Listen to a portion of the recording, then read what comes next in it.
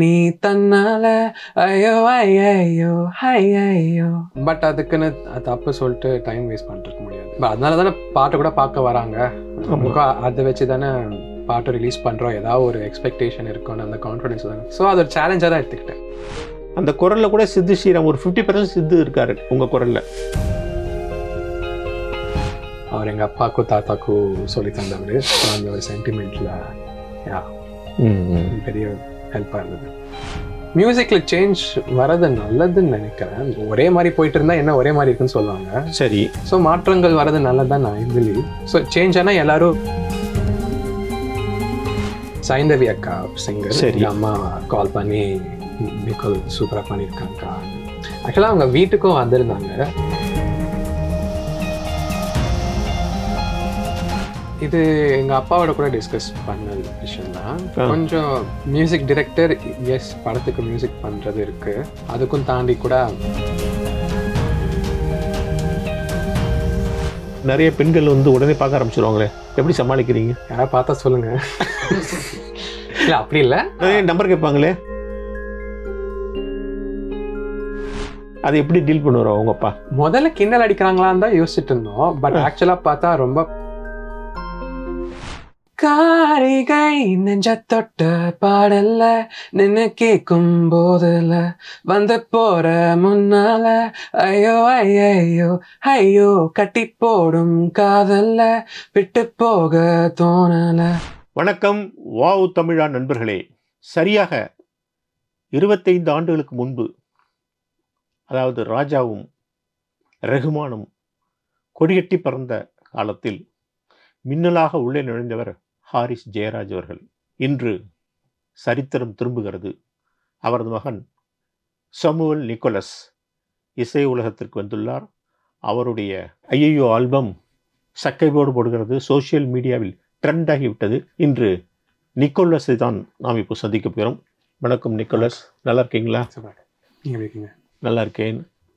அப்பாவா நான் வந்து சரியாக 20 வருஷம் முன்னாடி கேகேஆர் ஸ்டூடியோவில் இன்டர்வியூ பண்ணேன். உங்களை பார்த்தாலும் அப்பா பார்க்குறாப்லே தான் இருக்குது. அதே இன்னும் அவரோட கொஞ்சம் கலர் நீங்கள், அவ்வளோதான். ஓகே. அதே அமைதி, மேன் ஆஃப் ஃபியூ வேர்ட்ஸ் இல்லை. நல்லா இருக்கீங்களா? அப்புறம் வெரி குட், தேங்க்யூ. இந்த ஆல்பத்தை பற்றி சொல்லுங்கள். இந்த ஆல்பம் வந்து கிட்டத்தட்ட 2 வருஷம் ப்ராஜெக்ட் நான் படித்தேன் இல்லையா? ஆமாம் ஆமாம். என்னோடய ஃபர்ஸ்ட் சாங் என்ன போடலான்னு இருக்கும்போது தான், என்ன என்ன பண்ணலான்னு யோசிக்கும் போது தான் ஒரு டிஃப்ரெண்ட் ஸ்டைலாக ஒரு கொஞ்சம் நியூ ஏஜாக தான் வேணும்னு ட்ரை பண்ணிருந்தோம். நான் இண்டிபெண்ட்டாக பண்ணணும்னு ஆசைப்பட்டேன் ஃபஸ்ட்டு படத்துக்கு பண்ண முடியும். பிகாஸ் அப்போ தான் எல்லாருக்கும் என்னோட ஸ்டைல் என்னென்னு காமிக்க முடியும் அப்படின்னு சொல்லி இதை புதுசாக காமிக்கணும். ஸோ இதுதான் இந்த ப்ராஜெக்ட் தான் அமைஞ்சது கரெக்டாக. இந்த யூத் சப்ஜெக்டே போய்ட்டு முடிவு பண்ணிட்டீங்க? பிகாஸ் இண்டிபெண்ட் மியூசிக் பொறுத்த வரைக்கும் இட்ஸ் அபவுட் அந்த ஆர்டிஸ்ட்டை அவங்களோட திங்கை பற்றி. ஸோ என்னோட பர்சனாலிட்டியை வச்சே ஒன்று எழுதலான்னு ஆப்ஷன் கொஞ்சம் எக்ஸ்ட்ரா பிட்ஸில் போட்டு, பட் என்னை பற்றியே சுற்றி இருக்கணும்னு சொல்லி இண்டிபெண்ட்டில் தேவைப்பட்டுச்சு. ஸோ ஐயோ அது நீங்களே நடிக்கலான்னு முடிவு பண்ணிட்டீங்க அதில்? இந்த வெஸ்டர்ன் ஆர்டிஸ்ட்லாம் சின்ன வயசில் நிறைய யூடியூப்பில் இந்த வீடியோலாம் பார்ப்பேன். அவங்க எதாவது மியூசிக் செஞ்சாங்கன்னா அவங்களே தான் எதாவது ட்ராமா பண்ணுவாங்க, டான்ஸ் எதாவது பண்ணுவாங்க. அது ஆசைப்பட்டு நான் கூட ஏன் நம்மளும் பண்ணக்கூடாதுன்னு யோசிப்பேன் தான். இந்த அனுபவம் எப்படி இருந்தது உங்களுக்கு? வந்து ஒரு பக்கம் மீடியா வெளிச்சம், ஹாரிஸோட பையன், இன்னொரு பக்கம் நல்லா பண்ணணுமே அப்படிங்கிற ஒரு சவால், கவலை, எப்படி சமாளிச்சிங்க? சின்ன வயசுலேருந்தே ஒரு மென்டலாக ஒன்று ப்ரிப்பேர் பண்ணி இருந்ததுலாம். லைக் எப்போவுமே அப்பானாலே ஒரு நிறைய அட்டென்ஷன் வரும், நிறைய பேர் கவனிப்பாங்க, அந்த ஒரு எக்ஸ்பெக்டேஷன்ஸோடு வரோன்னு. ஸோ கொஞ்சம் கொஞ்சமாக நான் ரெடியானது தான். பட் பை த டைம் இந்த பாட்டு வரத்துக்குள்ளே நான் கொஞ்சம் ரெடியாக தான் இருந்தேன். என்ன வந்தாலும் அப்பா அம்மாலாம் இருக்காங்க, அவங்களுக்காக பாட்டு பிடிச்சிருக்கு, அவங்க சப்போர்ட் இருக்குது. இதுக்கு மேலே நம்ம ஊரில் என்ன செய்வாங்கன்னா எல்லாத்தையுமே ஒப்பிடுவாங்க.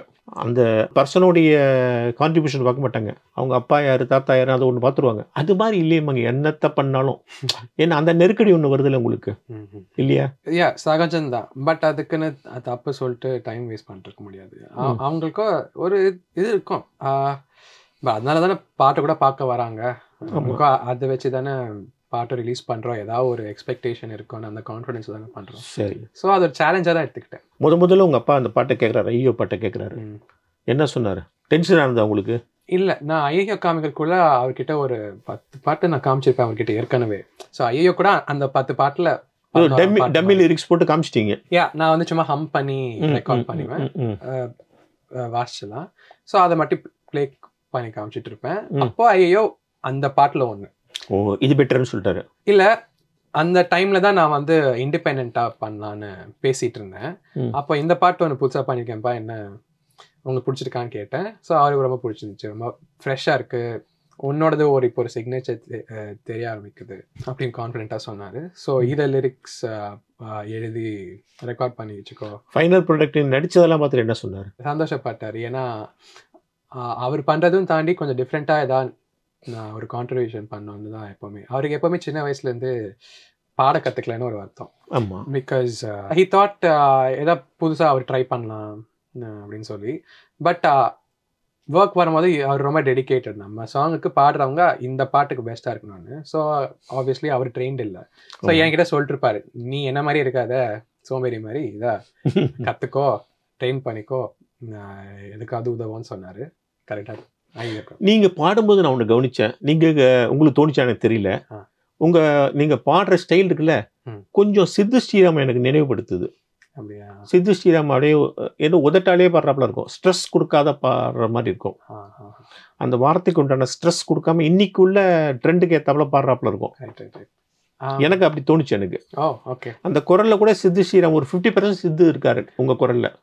மற்றவங்களும் சொல்லியிருக்காங்க முன்னாடி.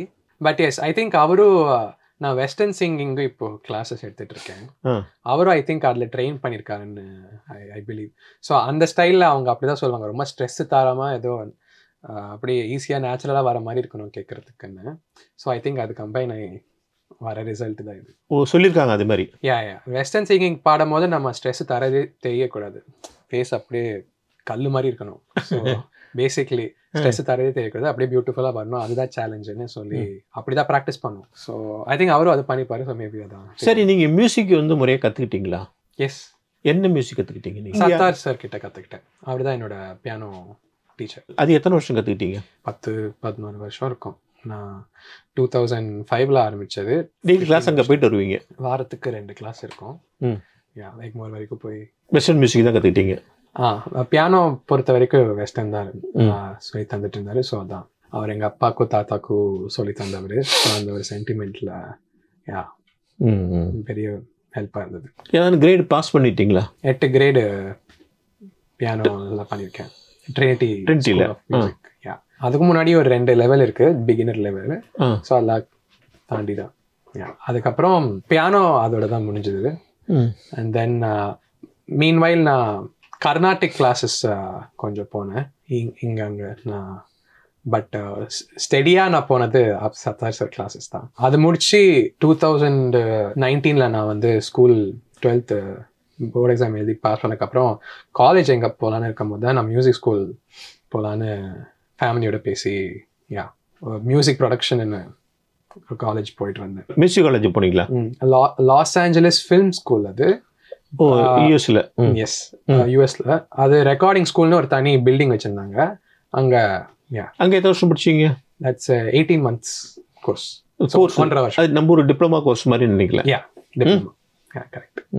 அதுக்கப்புறம் ஃபுல்லாக இங்கே இல்லை இறங்கிட்டீங்க? அப்புறமா இங்கேயே வந்துட்டு என்னோட மியூசிக் பர்சியூ பண்ணி அப்பாவுக்கு எதா தேவைப்பட்டுச்சுன்னா அவர் அப்பப்போ சின்ன வேலை தான் தந்தாருன்னா அது பண்ணுறது. இப்போ ஹாரிஸ் ஜெயராஜுக்கு வந்து நீங்கள் வந்து அவர் கம்போஸ் பண்ணும் பக்கத்தில் இருந்து நீ ஹெல்ப் பண்ணுவீங்களா, அல்லது இது இப்படி பண்ணலாம் அப்படி பண்ணலான்னு சொல்வீங்களா? இல்லை, நான் சைலண்ட்டாக ரசித்து அவர் என்ன பண்ணுறாருன்னு அப்சர்வ் பண்ணுற டைப்ஸ் தான். அவருக்கு எப்படின்னா கம்போஸ் பண்ணும்போது சுற்றி சில பேர் இருந்தால் he doesn't mind, like director இருந்தால் மட்டும் தான் அவருக்கு. பட் நான் இருந்தால் கூட ஹீ லைக்ஸ் இட். ஸோ அப்படியே பின்னாடி உட்காந்து சைலண்ட். ஒரு டியூனில் வந்து அப்பா இப்படி இம்ப்ரவைஸ் பண்ணலான்னு சொல்லுவீங்களா? அப்படிலாம் இல்லை. உங்களுக்கு தோணுச்சுன்னா சொல்ல மாட்டீங்க? இல்லை, சைலண்டாக இருப்போம். ஏன்னா அது அவரோட கிரியேஷன், நம்ம சொன்னால் அவரு கிரியேஷன் இல்லைல்ல. ஸோ அண்ட் இவென்ச்சுவலி அவரே ஒரு சூப்பராக யூனிக்காக பிடிப்பார் ஐடியா. அந்த ஐடியா ஃபார்ம் ஆகிறது பார்க்குறதே ஒரு நல்ல எக்ஸ்பீரியன்ஸ் ஆக்சுவலாக. உங்கள் அம்மா சும்மா இல்லையா? எஸ். உங்கள் அம்மா என்ன சொன்னாங்க இந்த உங்களுடைய ஆல்பத்தை பார்த்துட்டு? வீடியோ பார்த்துட்டா? வீடியோ பார்த்துட்டு. ஆமாம். அவங்களுக்கு ரொம்ப குஷி. அதான் எக்ஸ்பெக்ட் பண்ணிட்டு இருந்தாங்க. அவங்களுக்கு கொஞ்சம் கர்நாடிக் ஸ்ட்ராங்குன்னு நினைக்கிறேன் நான், என்னோட ஞாபகம். அவங்களும் ஒரு சிங்கர் தான். Singer, yes. Yes she was also trained. Recording கேட்டாங்களா? ஏன் கேட்டு அவங்களுக்கும் ரொம்ப சந்தோஷம் பர்ஃபார்மன்ஸ் தான். இன்னைக்கு மியூசிக் ட்ரெண்டு எப்படி இருக்கு? நான் ஏன் இதை கேட்குறேன்னா, ராஜா, ரெஹ்மான் அவங்கெல்லாம் ஒரு ட்ரெண்டில் இருந்தாங்க. அப்புறம் ஹாரிஸ் வந்து புயலாக உள்ளே வந்தார், வசீகரிலேருந்து ஆரம்பித்து அற்புதமான பாட்டுகள்லாம் கொடுத்தாரு. அதுக்கப்புறம் அனிருத் வந்தார். இப்போ அனிருத் வந்ததுக்கப்புறம் இந்த ட்ரெண்டை அவர் அப்படியே எடுத்து கபலீகரம் பண்ணிட்டாருன்னு கூட சொல்லலாம். அப்படியே அவர் வந்து எல்லாரும் ஓவர்டேக் பண்ணிட்டு வந்துட்டாருங்கிறது கூட சொல்லலாம். ஸோ உங்கள் அப்பா உள்பட பல பேரை, ஏன்னா இந்த மாதிரி வெஸ்டர்ன் ஜேர்னலில் மியூசிக் போடுறதுல இன்னைக்கு வந்து அனிருத் எல்லாரையும் தாண்டி போயிட்டாருன்னு சொன்னால் நீங்கள் ஏற்றுப்பீங்களா? ஏற்றுக்கிறதுல என்ன இருக்காது, உங்கள் ஒப்பீனியன். நீங்கள் என்ன ஃபீல் பண்ணுறீங்க? என் வியூ என்னன்னா, அவருதுன்னு ஒரு தனி ஸ்டைல் இப்போ நல்லா வந்திருக்கு. ஐ லைக் அவரோட ஸ்டைல், அவரோட கிராஃப்ட் அப்படியே ப்ராக்டிஸ் பண்ணி ஒரு யூனிக்காக இருக்கு. எனக்கு அவரோட பாட்டு பிடிக்கும். இன்னைக்கு வந்து மியூசிக் வந்து ரொம்ப மோர் ரித்தம் பேஸ்டா இருக்கு, இன்ஸ்டெட் ஆஃப் ராகா பேஸ்டு. இன்னைக்கு மியூசிக் வந்து ரொம்ப ரித்தம் பேஸ்டா இருக்கு. அதுல என்ன வார்த்தைகள் அங்கங்க ஃபில்லர் மாதிரி போடுறாங்க. இந்த ட்ரெண்ட் வந்து இப்போ எனக்கு தெரிஞ்ச ஒரு 7-8 வருஷமா இந்த ட்ரெண்ட் தான் ஓடிட்டு இருக்கு. இந்த ட்ரெண்டு பத்தி நீங்க என்ன ஃபீல் பண்றீங்க? மியூசிக்ல சேஞ்ச் வரது நல்லதுன்னு நினைக்கிறேன். ஒரே மாதிரி போயிட்டு இருந்தா என்ன ஒரே மாதிரி இருக்குன்னு சொல்லுவாங்க. சரி, ஸோ மாற்றங்கள் வரது நல்லதான் ஐ பிலீவ். ஸோ சேஞ்ச் ஆனால் எல்லாரும் அதை அடாப்ட் பண்ணி இந்த மாதிரி பாட்டு போட்டால் தான் ஆடியன்ஸும் கேட்குறாங்கன்னு ஒன்று இருக்குது. ஸோ நம்ம ஸ்டைலில் ஆடியன்ஸ் பிடிச்ச மாதிரி தரது தான் கம்போஸரோட ஜாப்னு நான் நினைக்கிறேன். அதில் ஒன்றும் ஆடியன்ஸ் பிடிக்கலன்னா ஏன் அந்த மாதிரி பாட்டு யாராவது பண்ண போகிறாங்க? இல்லை, ஏன் நான் இதை சொல்கிறேன்னா, இதெல்லாம் கேட்டுட்டு திடீர்னு இளையராஜா ஒரு பாட்டு போடும்போது விடுதலை 2ல் வழிநடுக காட்டு மல்லின்னு போடும்போது ஆடாடா ஃப்ரெஷ்ஷாக நல்லா இருக்கே அப்படி தோணுது. ஏன்னா நம்ம இதை இந்த ஓசையெல்லாம் கேட்டு கேட்டு திடீர்னு ஃப்ரெஷ்ஷாக அப்படி வரும்போது இது நல்லா இருக்குன்னு எல்லாரும் நினைக்கிறாங்க. ஸோ அந்த மாதிரி ஒரு ராகா பேஸ்டு சாங்குங்கிறது ரொம்ப கம்மியாயிடுச்சு. எனக்கும் அந்த பாட்டு ரொம்ப பிடிக்கும். ஐ திங்க் அது மூவி பொறுத்து இல்லையா? மூவி பொறுத்தது தான், நான் இல்லைன்னு சொல்ல. பட் எல்லா மூவிலையும் இவங்க வந்து போடுற டியூன்ஸ் எல்லாம் வெஸ்டர்ன் சாங்ஸ் மாதிரி இருக்கு. அது ட்ரெண்ட் அவங்க என்ன பார்க்குறாங்கன்னு பொறுத்து தானே இருக்கு. ஆடியன்ஸ் என்ன கேட்குறாங்கன்னு அவங்களும் ஸ்டடி பண்ணிட்டு எல்லாத்தையும் எக்ஸ்ப்ளோர் பண்ணுறது நல்லது தான் ஐ ஃபீல். நல்லது, அது நான் இல்லைன்னு சொல்ல. பட் அதே வழியில் போயிடக்கூடாது இல்லை. இந்த மண்ணுக்குன்னு சில ராகங்கள்லாம் இருக்குல்ல, இந்த மண்ணுக்குன்னு சில டியூன்ஸ் இருக்குல்ல. இத்தனை வருஷமா எம்எஸ்வி காலத்துலேருந்து, அதுக்கு முன்னாடி மகாதேவன் காலத்துலேருந்து, இளையராஜா காலத்துலேருந்து, அதுக்கப்புறம் உங்கள் அப்பா காலத்துலேருந்து இங்கே வந்து நிறைய இந்த மாதிரி டியூன்ஸ் எவ்வளோ வந்திருக்கு இல்லையா? ஐ திங்க் அந்த மாதிரி சிச்சுவேஷன் பண்ணால் அவர் எப்படி பண்ணுவாருன்னு நானும் I'm looking forward to. Cinema மியூசிக்கை பொறுத்தவரைக்கும் கிளாசிக்கல் மியூசிக்ங்கிறது இரலவெண்ட்டாக போயிடுச்சா? Classical music I mean either it is Carnatic or Hindustani music. அது இரலவெண்ட்டாக போயிடுச்சா? அது தேவையே இல்லையா? அது up to director and producer. அவங்க ஓகேன்னு சொன்னால் தானே அப்புறம் தான் மியூசிக் டைரக்டர்கிட்டே வருவாங்க இது வேணும்னு சொல்லி. அவங்க என்ன மாதிரி படம் எடுக்க ஆசைப்படுறாங்க ஏன்னா கலெக்ஷன்ஸ் பொறுத்து தானே. I think that's why independent சீனும் வளருது நல்லதுன்னு. பிகாஸ் இப்போ இண்டிபெண்டன்ட் மியூசிக் அப்படின்னு பார்த்தீங்கன்னா இட்ஸ் ஸ்டில் ரொம்ப ஒரு சின்ன ஸ்மால் ஸ்டேஜில் தான் இருக்குது. பட் அதில் நிறைய கிளாசிக்கல் என்ன பண்ணுறாங்கன்னா கிளாசிக்கல் வெஸ்டர்ன் ஃபியூஷன் தான் நிறைய பண்ணுறாங்க. இல்லை, அது பண்ணலாம். இப்போ ரெஹ்மான் வந்து உள்ளே வந்தார்ல, ரெஹ்மான் வந்து ஃப்ரம் 92-93லேருந்து அரபி 2000க்கு அப்புறம் கூட சொல்கிறேன். இந்த 10 வருஷத்தில் அவ்வளோ எக்ஸ்பெரிமெண்ட் பண்ணியிருக்காரு. கிளாசிக்கல் மியூசிக்கு, அப்புறம் வந்து அரபு மியூசிக்கு, சூஃபி, அப்புறம் ஆப்பிரிக்கன் மியூசிக், நம்ம மியூசிக் எல்லாம் கொலாபரேட் பண்ணி வேற மாதிரி இந்த மாதிரி நிறைய பண்ணார். அந்த மாதிரி ஒரு சாங்ஸ் இப்போ வரல. இப்போ எல்லாம் ஒரே மாதிரி ஒரே இதுவாக இருக்குது. ஒரு இறைச்சல் மியூசிக் தான் இப்போ ஜாஸ்தியாக இருக்குது. ரெஹ்மான் வந்து 10 வருஷம் போட்டார் பாருங்க. ரெஹ்மான் வந்து வெறும் முக்காபுலா சொக்காபுலாம் அதில் மட்டும் இறங்கல. அதுக்கப்புறம் பார்த்தா டெலிஃபோன் மணிப்போல்னு ஆரம்பிப்பார். கண்ணோடு காண்பதெல்லாம் பாரு, சௌக்கியமா கண்ணே சௌக்கியமா பாரு. அதுமாதிரி பல விதங்களில் ட்ரை பண்ணார். பாம்பேயில் பார்த்தா அது ஒரு வித்தியாசமாக இருக்கும் இல்லையா? அந்த வெரைட்டி இஸ் மிஸ்ஸிங் நான் சொல்கிறேன் உங்கள்கிட்ட. ஓகே, ஐ திங்க் அந்த மாதிரி பாட்டு கேட்க ஆசை இருக்குன்னா அந்த பாட்டே போய் கேட்கலாம். நான் தான் பண்ணிருக்கேன் அந்த மாதிரி வெரைட்டியே யாருங்க ட்ரை பண்ணலன்னு சொல்கிறேன். இப்போ அப்லேட்டாக சொல்கிறேன். ஃபார் த பாஸ்ட் 70-80 இயர்ஸ் இதெல்லாம் ஒரே மாதிரி போயிட்டு இருக்கு. நான் என்ஜாய் பண்ணிட்டு தான் இருக்கேன் எல்லாத்தையும். எனக்கு இட்ஸ் லைக் எல்லாமே ஆப்பர்ச்சுனிட்டி தான். ஏன்னா இப்போ நீங்கள் வந்து டெய்லி பேப்பர் பார்த்தீங்கன்னா நிறைய மியூசிக் டைரக்டர்ஸ் பேர் பார்த்தா புதுசாக இருக்குது. அது யாருன்னு தெரியல, புதுசாக ஒரு மியூசிக் டைரக்டர் போட்டுருக்காங்க. சரி, யாரோ ஒருத்தர் மியூசிக் டைரக்டர் அப்படின்னு நினைச்சா அதுக்கப்புறம் பார்த்தா அவர் எங்க இருக்காருன்னு தெரியல. அதுக்கப்புறம் இன்னொருத்தர் வராரு. இன்னைக்கு என்ன மியூசிக் டைரக்டர் அவ்வளோ ஈஸியாக பிடிச்சா? நிறைய பேருக்கு ஆப்பர்ச்சுனிட்டி கிடைக்குதோ மேபி. நல்லா தானே, அது நல்லது தான். ஆனால் அதுக்கப்புறம் அவங்கள பார்த்தா படமே இல்லை. அது அவங்க சக்ஸஸ் பொறுத்து. ஐ திங்க் மேபி சக்ஸஸ் மட்டுமா, டியூன்ஸ் வேண்டாமா? ஐ திங்க் ஐ மீன் அந்த டியூன்ஸோட சக்ஸஸ் பொறுத்து. அந்த டியூன் ஒரு கனெக்ட் ஆகுதுன்னா ஏன் அவங்களுக்கு ஆப்பர்ச்சுனிட்டி வர போகிறது. அகைன் எனக்கு டீட்டெயிலாக தெரியாது, என்னோட ஒரு சின்ன ஃபீல்டில் தெரிஞ்சு எக்ஸ்பீரியன்ஸில் பார்த்தது தான். உங்களுடைய இன்ஸ்பிரேஷன் நீங்கள் யாரை சொல்லுவீங்க? இந்த இண்டிபெண்டன்ட் ஆல்பத்தில் அபயங்கர் இருக்காரு, சாய் அபயங்கர் இருக்காரு, அப்புறம் பால் டப்பா இருக்காரு, அப்புறம் அமீன் இருக்காரு, அப்புறம் வித்யாசார் சென் கூட போடுறாரு. உங்கள் இன்ஸ்பிரேஷன் நீங்கள் யாரை சொல்லுவீங்க? யார் உங்களுக்கு ரொம்ப பிடிக்குது? ஏன்னா அபயன்கருடைய மியூசிக்கில் நிறைய வெரைட்டி இருக்குது, நிறைய கிளாசிக்கல் மியூசிக்கும் நிறைய பண்ணுறாரு அவர். ஆமாம், வெறும் வெஸ்டர்ன் மட்டும் இல்லை, ராக் மெட்டல் அந்த மாதிரி மட்டும் இல்லை, நிறையா நம்ம இந்த மண்ணுக்கு உண்டான மியூசிக் நிறைய பண்ணுறாரு அவர். அவரை பற்றி நீங்கள் என்ன நினைக்கிறீங்க? பிடிக்குதா உங்களுக்கு? எனக்கு ரொம்ப பிடிக்கும். எனக்கு ரொம்ப ஃப்ரெஷ்ஷாக இருந்தது, நான் பாட்டு நிறைய கேட்பேன். ஏன்னா உங்கள் தலைமுறையில் ரொம்ப ப்ராமிசிங்கான சில பேர் இருக்காங்க, அதில் அவர் ஒருத்தர். ஃபார் ஷுர் ரொம்ப ஃப்ரெஷ்ஷாக இருந்துச்சு, கேட்டப்போவே நமக்குன்னு ரிலீஃப். அபயன்கர் சாங்ஸ் எல்லாம் கேட்பீங்க?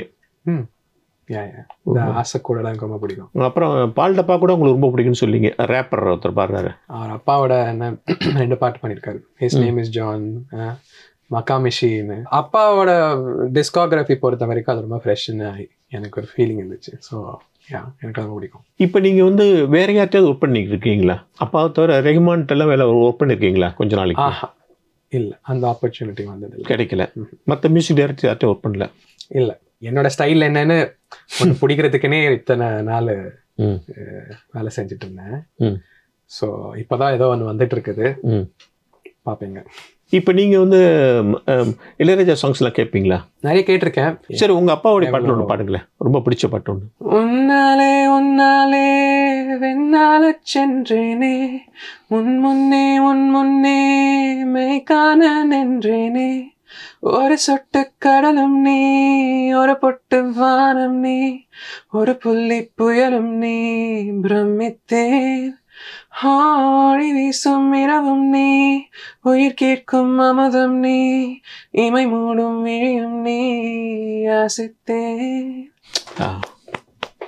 நீங்கள் வந்து போல்டாக பாட மாட்டேங்கிறீங்க, தெரியுது உங்களுக்கு. நல்லா ப்ராக்டிஸ் பண்ணணும். பாட்டுக்கு ப்ராக்டிஸ் பண்ணுறீங்களா நீங்கள்? சிங்கிங் கிளாஸஸ்லாம் அவங்க ப்ராக்டிஸ் பண்ணணும்னு சில பீசஸ் தருவாங்க, அது பண்ணுவோம். இந்த சாங்ஸ் வந்து பாட்டில் காரில் போகும்போது கேட்டு பாடுற பாட்டு. சிங்கிங் யார்கிட்ட கற்றுக்கிறீங்க இப்போ? அகஸ்டின் பால் சார். அகஸ்டின் பால் அவர் கூட ஒரு வெஸ்டர்ன் கிளாசிக்கல் டீச்சர். வாய்ஸ் லெசன்ஸுக்கு நாங்கள் ஷோஸ் பண்ணிருந்தோம் சென்னையில், மலேசியாவில். அங்கே பர்ஃபார்ம் பண்ணிருந்த சிங்கர்ஸ் தான் ரெக்கமெண்ட் பண்ணாங்க, அவர்கிட்டேருந்து கற்றுக்கிட்டாங்கன்னு. ஸோ அவங்க மூலியமா அந்த ரெக்கமெண்டேஷன் வந்ததுக்கப்புறம் அவரை காண்டாக்ட் பண்ணி சார் ஸ்லாட் இருக்கான்னு கேட்டு. இந்த பாட்டில் கூட நீங்கள் வந்து இந்த மத்தியம ஸ்தாயிலே பாடுறீங்க, மேல் சாய் போகவே இல்லை. ஏன்னா உங்கள் குரல் மேல் சாய் போகும், ஏன்னா உங்கள் குரல் அவ்வளோ தெளிவாக இருக்குது. ஏன் அது பர்பஸாகவே மேல் சாய் போவேனான்னு விட்டீங்களா? எதுக்கு ரிஸ்க்கு, இதெல்லாம் பெர்மனெண்ட்டாக காட்டுறீங்க. இது வச்சேன்னா அதையே பிடிச்சி யாராவது வருஷக்கணக்கில் ஓட்டிகிட்டு இருப்பாங்க. அதனால என்ன, உங்கள் குரலில் வந்து நல்ல மேல் சாய் போகிற குரல் உங்கள் குரல் தெரியுது எனக்கு, அப்படி ஃப்ளாலஸ் குரல் அது. ஆனால் நீங்கள் மேலே போகலை. இப்போ சில பேருக்கு வந்து மேலே போக மாட்டாங்க, மேலே போனால் திணறும். உங்களுக்கு அந்த மாதிரி ப்ராப்ளம் இல்லை, வேறு கிறிஸ்டல் கிளியர் வாய்ஸ். ஓகே, நீங்கள் எங்கே வேணால் போயிட்டாங்க, செத்து எப்படி மேலே போகிறாரு, அனாயசமாக போகிறார், அந்த மாதிரி அனாயசமாக போகிற குரல் அது உங்களுக்கு. ஆனால் நீங்கள் ரொம்ப கேர்ஃபுல்லாக வந்து போகலை நீங்கள். எனக்கு அது புரியல, ஏன்னு போகலன்னு தெரில. மேபி நீங்கள் வேற ஒரு சாங்க்கு ரிசர்வ் பண்ணி வச்சிருக்கேன்னு நான் நினச்சிக்கிட்டேன். எடுத்த உடனே எல்லாத்தையும் கொடுத்துட்டா அப்புறமா என்ன புதுசுன்னு கேட்க. சரி, இப்போ பாடுங்களேன், சும்மா 2 லைன் பாடுங்க, உங்களுடைய ஆல்பம் பாட்டு. ஓயாம பேசுன கண்டுக்காமலே போவியா, பையன்தா ஓகே என்ன பாவம் பார்த்த ஹாய் சொல்வியா, உன் தீராத வாய் பேச்சோ தாழாத தீமூச்சோ என் நெஞ்ச சாச்சோ, நான் உன்னோடு இருப்பேனே கண்ணால ரசிப்பேனே, காரிகை நெஞ்ச தொட்ட பாடல்ல நின்னு கேட்கும் போதுல வந்து போற முன்னால ஐயோ ஐயோ ஐயோ கட்டி போடும் காதல்ல விட்டு போக தோணல உன்னை எண்ணி தன்னால ஐயோ ஐயோ ஐயோ. சரி, இந்த உங்க ஆல்பத்தை கேட்டுட்டு யாராவது பெரிய மியூசிக் டைரக்டர்ஸ் அல்லது சிங்கர்ஸ் யாரும் ஃபோன் பண்ணி நல்லா பாடிருக்கப்பா அப்படின்னு சொன்னாங்களே, யார் சொன்னாங்க? ரீசெண்டாக சைந்தவி அக்கா சிங்கர், சரி, அம்மா கால் பண்ணி நிக்கோல் சூப்பராக பண்ணியிருக்காங்கக்கா. ஆக்சுவலாக அவங்க வீட்டுக்கும் வந்திருந்தாங்க சைந்தவியா. ஆமாம். அப்போது நான் வீடியோ போட்டு காமிச்சேன். ஓஹோ. பாட்டு ஏற்கனவே கேட்டிருக்காங்க முன்னாடி. ஸோ அப்போ சூப்பர்னு சொன்னது. இப்போ வீடியோ காமிச்சேன் ரீசெண்டாக. அது சூப்பராக பண்ணியிருக்கேன் Nicole, very proud of you அப்படின்னு சொன்னாங்க. ஸோ வெகு சீக்கிரத்தில் நீங்கள் சைந்தவி ஒரு டுவேட் பாடுவீங்க ஏதாவது ஒரு சாங்கில்? அமைஞ்சா ஐ பி ஹாப்பி. நல்லா பாடுவாங்க, கிளாசிக்கல் தெரிஞ்சவங்க அவங்க. வேறு யார் சொன்னாங்க இந்த மாதிரி? அமீன் யாரும் ஃபோன் பண்ணாங்களா? பண்ணிட்டு வெரி நைஸ் எல்லாம் பற்றிலாம் அந்த ப்ரொடக்ஷன், மியூசிக் ப்ரொடக்ஷன் பற்றி கேள்விலாம் கேட்டு நீ எதை பண்ணிய அப்படின்லாம் கேட்டு கங்க்ராச்சுலேட் பண்ணா. ஸோ நீங்களும் அமீனை சேர்ந்து கொலாபரேட் பண்ண கூட வாய்ப்பு இருக்குது ஏதாவது ஒரு ஆல்பம்? வை நாட் அப்படின்னு ஏதாவது ஒரு ஆப்பர்ச்சுனிட்டி வந்துச்சுன்னா ஐ பி ஹாப்பி. இப்போ அடுத்த ஆல்பத்துக்கு ரெடி ஆகிட்டீங்களா? இல்லை, அந்த வேலை தான் இப்போ போயிட்டுருக்கு. நெக்ஸ்ட் ஆல்பத்துக்கு நம்ம கொலாபரேஷனை பற்றி பேசணும். ஏதாவது பிளான் இருக்குது அந்த மாதிரிலாம்? ஏன்னா ஃபாரினில் வந்து நிறைய கொலாபரேஷன் நிறைய பண்ணுறாங்க.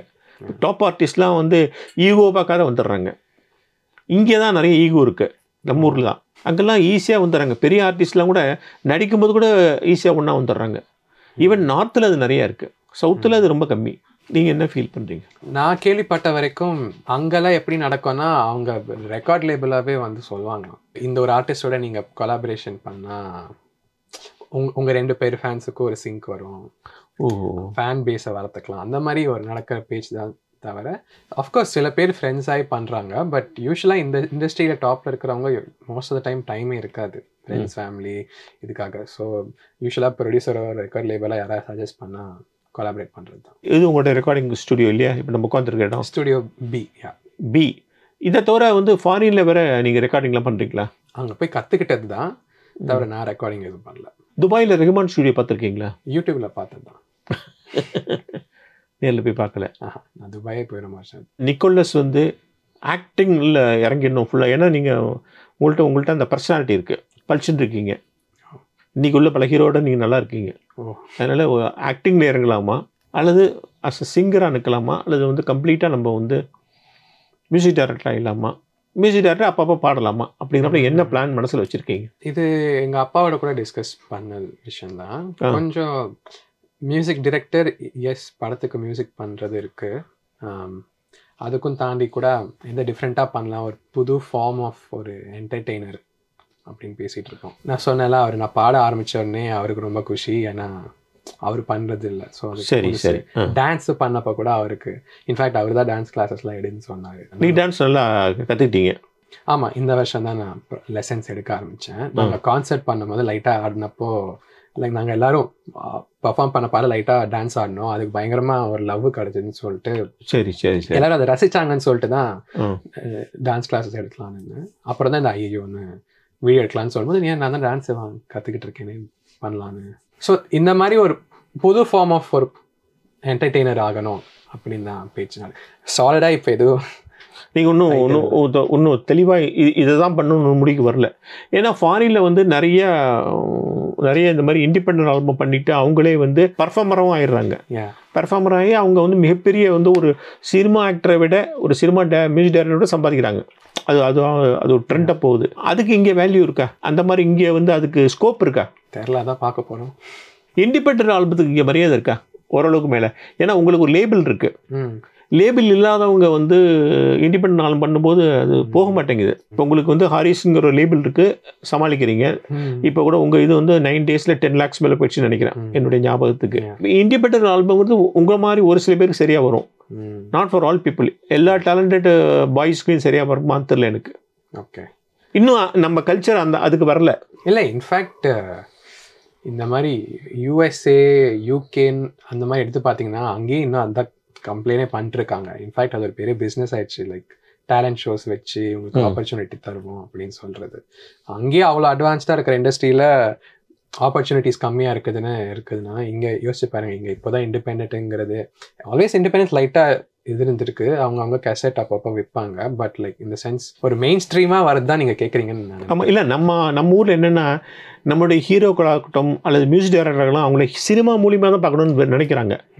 சினிமா தாண்டி வந்து அவங்கள ரசிக்கணும்னு நினைக்க மாட்டேங்கிறாங்க. இல்லைன்னா நீங்கள் பக்தி பாட்டு போடணும். அது தப்பு இல்லை.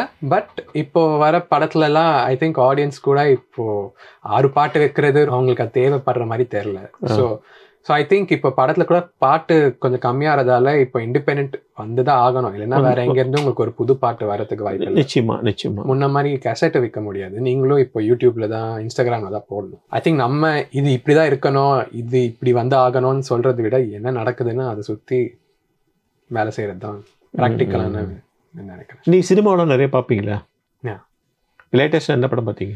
அப்பா அது ரீசெண்டாக பிரதர்னு ஒரு படம் வந்துச்சு, அதை பார்த்தேன். அதான் ஞாபகம் வருது எனக்கு. அப்புறம் சிவகார்த்திகேயன் படம் பார்த்துருப்பீங்களே? அமரன் பார்த்துருப்பீங்களா இல்லையா? ஸோ சினிமாவில் இப்போ அடுத்தது வந்து பேக்ரவுண்ட் மியூசிக்னு ஒன்று இருக்குது அடுத்தது. எஸ், அது இன்னும் சவாலான விஷயம் இல்லையா? நீங்கள் வந்து ஒரு கிட்டத்தட்ட 2 hours and 30 minutes or 20 minutes கம்ப்ளீட்டாக அந்த படத்தை வந்து பல படங்கள் வந்து ஆரி ஜெயராஜ் ஆகட்டும், ரஹ்மான் ஆகட்டும், அதுலேயே நிறுத்திடுவாங்க, தூக்கி நிறுத்துவாங்க. அவர் இளையராஜா கேட்க வேணாம், பேக்ரவுண்ட் மியூசிக்லேயே அந்த படத்தை நிறுத்திடுவாங்க. படம் சுமாராக இருக்கும், அந்த மியூசிக்கில் தான் அவங்க படத்தையே தூக்கி நிறுத்துவாங்க. அந்த மாதிரி ஒரு சவால் இருக்குது அதில். ஸோ நீங்கள் அதுக்கெல்லாம் தயாராகிட்டீங்களா? அந்த வேலை நான் பண்ணிட்டு தான் இருக்கேன். இன்ஃபேக்ட் ஏன்னா பாட்டு போடுறதுங்கிறது வேற, கரெக்ட். பட் ஒரு சினிமாவில் இந்த மூடை கரெக்டாக க்ரியேட் பண்ணி அது மொமெண்டத்தை கரெக்டாக உள்ளே கொண்டு வரணுங்கிற போது அதுக்கு வந்து நிறைய இமேஜினேஷன் வேணும்.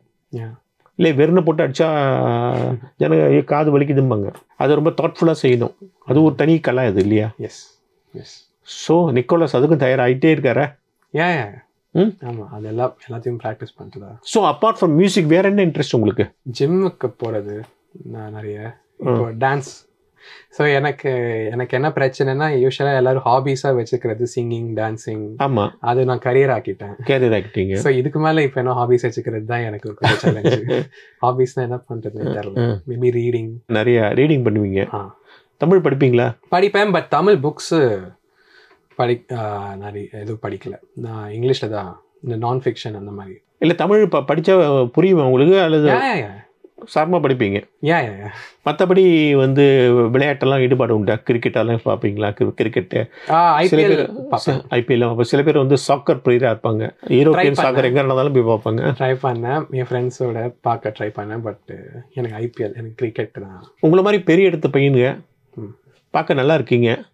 இந்த உடனே வந்து நிறைய பெண்கள் வந்து உடனே பார்க்க ஆரம்பிச்சிருவாங்களே, எப்படி சமாளிக்கிறீங்க? யாராவது பார்த்தா சொல்லுங்க. இல்லை அப்படி இல்லை, உடனே நம்பர் கேட்பாங்களே, அல்லது உடனே சோசியல் மீடியாவில் அடிக்க ஆரம்பிச்சுவாங்க. நான் ஃப்ளாட்டரிங்காக இருக்கும், நான் எதுவும் ரிப்ளைலாம் பண்ண மாட்டேன். பட் லைக் ஆரம்பிச்சிருவாங்க இல்லையா? பாசம் தானே காமிக்கிறாங்க, அது நல்லது தானே. பாசமா? அது பேர் பாசமா? இல்லை, ரொம்ப நல்லா பாடுறீங்க, பார்க்க நல்லா இருக்கீங்க, ரொம்ப டான்ஸ் ஆடுறீங்க, நல்லா ஆடுறீங்க. அதுக்குள்ளேயே நிறைய கேர்ள் ஃப்ரெண்ட்ஸ் வந்துட்டாங்க இல்லை உங்களுக்கு? இல்லை நான் அந்த மாதிரிலாம் நான் என்கரேஜ் பண்ணுறது இல்லை. உங்கள் அப்பா அதுக்கு ஆரம்பத்திலே சொல்லியிருப்பாரு, இந்த பயம் இருக்குன்னு. சரிதானே? கேர்ள்ஸை நோக்கி போகக்கூடாது, வேலையை நோக்கி தான் போனால் அப்புறம் கேர்ள்ஸே வருவாங்க, அந்த மாதிரி சொல்லுவாங்க. ஓ, கேர்ள்ஸ் நோக்கி போகக்கூடாது. நீ வேலையை நோக்கி போனால் கேர்ள்ஸ் தானே வருவாங்க. கரெக்டு. இந்த நேரத்தில் டைவர்ஷன் வேண்டாங்கிறாரு இல்லையா? கரெக்ட். இப்போ தான் ஹார்ட் ஒர்க் பண்ணுற டைமு, நிறைய கற்றுக்கணும் இருக்கு. இந்த மாதிரி டிஸ்ட்ராக்ஷன்ஸ்லாம் வச்சுக்கக்கூடாதுன்னு. காலம்பரம் எத்தனை மணிலேருந்து ப்ராக்டிஸ் ஆரம்பிக்கிறீங்க உங்கள் மியூசிக்? 6:30 மணி அந்த மாதிரி எந்திரிக்கும். பரவாயில்லையே. அது எந்திரிச்சு இங்கே வந்துடுறது. இங்கே வந்துட்டு எதாவது புதுசாக எதாவது டியூன் போடுவேன், இல்லைனா போன நைட் எதாவது பண்ணிட்டு இருந்தேன்னா அதை கண்டினியூ பண்ணுறேன். எங்கேயாவது யோசனை இருக்கும்போது திடீர்னு நல்ல டியூன் இருந்தால் உடனே வந்து போட்டு அதை இது பண்ணிட்டு ரெஜிஸ்டர் பண்ணுவீங்களா? ஃபோனில் எதாவது ரெக்கார்ட் பண்ணிவிடுவேன், உடனே ரெஜிஸ்டர் பண்ணுங்கள். பண்ணிட்டு அப்புறம் வீட்டுக்கு வந்து ஸ்டுடியோக்கு வந்தது. ஏன்னா எனக்கு தெரிஞ்ச ஒருத்தர் ரஹ்மான் நெட்டே சொல்லியிருக்காரு, அவருக்கு வந்து ஒரு தாளம் என்ன படம் ஞாபகம் இல்லை, ஹிந்தியில் தாள் வந்தால அது மாதிரி ஏதோ ஒரு படம், அதில் ஒரு டியூன் ரொம்ப நல்லாயிருக்கும், எனக்கு டக்குன்னு பாட்டு மறந்துடுச்சு. ஓகே, அந்த டியூன் வந்து எனக்கு கனவுல வந்ததுன்னாரு. கனவுல வந்து அப்புறம் பாதி ராத்திரி ஏஞ்சி டக்குன்னு அதை இது பண்ணிட்டேன், மறந்து போயிடும். காலம்பரம் கனவுல எப்பயுமே மறக்கும். கரெக்ட். அது மாதிரி உங்களுக்கு நல்ல டியூன்ஸ்லாம் வந்தால் உடனே போட்டுருவீங்க? எந்திரிச்சு அப்படியே ரெக்கார்ட் பண்ணிட்டு அப்படியே தூங்கிடுவேன். நீங்கள் நைட் பேர்டா எப்படி? ராத்திரி நேரத்தில் அப்பா தான் அவர் 4-5 மணி வரைக்கும் வேலை செஞ்சுட்டு அப்புறம் தான் தூங்குறவர். நான் வந்து சீக்கிரம் எந்திரிச்சிட்டு வேலை செய்வேன். நைட் கரெக்டாக தூங்கிடுவீங்க? ஏன்னா எனக்கு நான் மார்னிங் எழுந்திரிச்சா எனக்கு ஜிம் போக வேண்டியதாக இருக்கும், ஏன்னா டான்ஸ் கிளாஸ் போக வேண்டியதாக இருக்கும். ஸோ சீக்கிரமாக எழுந்திரிக்க வேண்டியதாக இருக்கும். எனக்கு மார்னிங் சன்னோட எழுந்திரிக்கிறது பிடிக்கும். பரவாயில்ல, நல்ல பழக்கமாச்சு அது.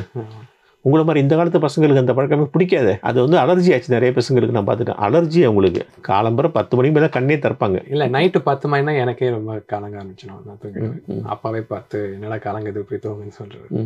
சரி, சோஷியல் மீடியாவில் நிறைய உள்ளே இருக்கீங்களா நீங்கள்? எனக்கு பிடிக்காது. ஏன்? சும்மா ஏதாவது வேலை பற்றி ஏதாவது போஸ்ட் பண்ணணும்னா போடுவேன். நான் திடீர்னு என் தங்கச்சி அப்பப்போ நான் பார்க்காதப்ப என்னை ஃபோட்டோ எடுத்துருவா. சும்மா எடுத்து பாரு, நீ நல்லா இருக்கா, எடுத்திருக்கேன். தங்க பேர் என்ன? நிக்கிதா. நிக்கிதா. ஆமாம். நிக்கிதா என்ன படிக்கிறா? இப்போதான் ஸ்கூல் முடிச்சிருக்கா, நீட் எழுத போறா. சரி, நிக்கிதா என்ன சொன்னா உங்கள் ஆல்பத்தை பற்றி? அவள் பிடிச்சிருந்துச்சு. என்ன வயசு அவங்களுக்கு நிக்கிதாக்கு? இப்போதான் அவளுக்கு 18. ஏன்னா அவங்களுக்கு பிடிக்குமே, அவங்க அந்த ட்ரெண்டுக்கு ஏற்ற போல பிடிக்குமே. அவங்க உங்களை நிறைய கிண்டல் அடிச்சிருப்பாங்களே இந்த ஆல்பத்தை பார்த்துட்டு. பாராட்டுறதை விட கிண்டல் அடிக்கிறது ஒரே ஃப்ளர்ட்டிங்காக இருக்குன்னு. ஏன்னா மாறி மாறி போவீங்க நீங்கள், ஒவ்வொரு பொண்ணு பேசுவீங்க, அப்புறம் மாறி மாறி போவீங்க அந்த ஆல்பத்தில் இல்லையா? பட் எந்த பொண்ணோடையும் சேர மாட்டேன்ல. சேர மாட்டீங்க. சேர்ந்திருந்தாதான் அவ ஏதாவது இது பண்ணிப்பா. எதுவும் சேரல, இதுதான் நீ அப்படின்னு அப்படியா கலைக்கிறது. மற்றபடி நீங்கள் சோஷியல் மீடியாவில் நீங்கள் ரொம்ப இன்வால்வ் ஆக மாட்டீங்க. ஸ்கூல்ல இருந்தப்போ நிறைய யூஸ் பண்ணது. அது முடிச்சக்கப்புறம் எனக்கு இப்போ யாராவது ஃப்ரெண்டு யாராவது ரிலேட்டிவ் கிட்ட பேசணும்னா ஃபோன் பண்ணி பேசலாம். எதுக்கு இதில் போய் மாட்டிக்க வேணாம். அப்புறம் என்னோட வாழ்க்கை நடக்குதுன்னு மற்றவங்க இது காமிக்கணும் ஒரு திங்.